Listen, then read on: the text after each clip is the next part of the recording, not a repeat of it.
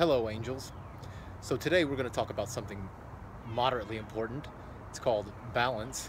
And basically what that is the ability to stay stable or to resist movement. So I'm going to go over a lot of lessons I've learned from a couple people, one of them being my coach Frankie Fairs, the other being a guy named James Nedlinger out of California, I believe.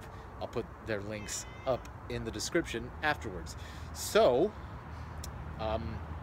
the first thing you have to understand is that balance is a movement quantity, and what that means is you can measure it. There's actually a game on the Nintendo Wii where you can do that. You could do just that. And so today we're going to go over how to do that with a well-placed finger, and it all comes back to your nervous system. Your nervous system is like a governor, not like Rick Scott, governor of Florida type governor, because the nervous system hopefully isn't that big of a dick, but it tells you when you need to, hey, chill the fuck out, or sure, keep going, do whatever it is that you're doing. And so if you've ever done an exercise and it got really hard and you started tensing up and moving all weird to make your lift, that's your nervous system saying, chill the fuck out, bro. So that's what that means in terms of your nervous system. So when it comes to balance, that's controlled by your vestibular system in your brain, right? This thing up here in your melon. So we want to stimulate that for better balance.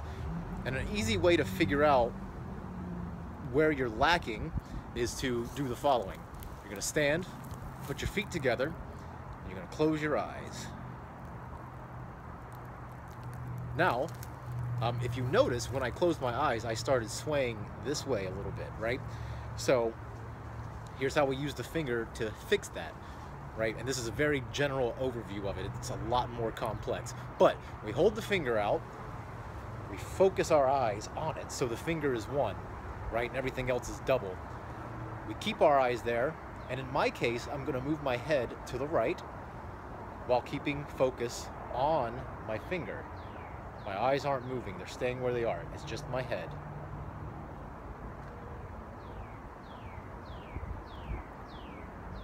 Then you retest your balance. So I'm not swaying nearly as much, if at all, after stimulating my vestibular system as such. So when you do that particular test, notice where you are swaying and then move your eyes accordingly. So, for example, if you do it and you put your feet together, close your eyes, see where you sway. If you go this way, you would look this way. If you're swaying backwards, you would look up. But remember, stay focused on the finger. And if you go forward, you would move your head downward as you keep your eyes focused on your finger. And where does this come into play in the context of the gym? So if you're on a good exercise program, there's a good chance that at some point you're going to be doing what's called a unilateral exercise for your legs. One of my favorites is a one-legged deadlift, also the Bulgarian split squat. So if you're having trouble balancing for the one-legged deadlift, this little trick will help you out with that, and you'll be able to complete that particular lift a little bit better. Also, you have the option to scale the movement back.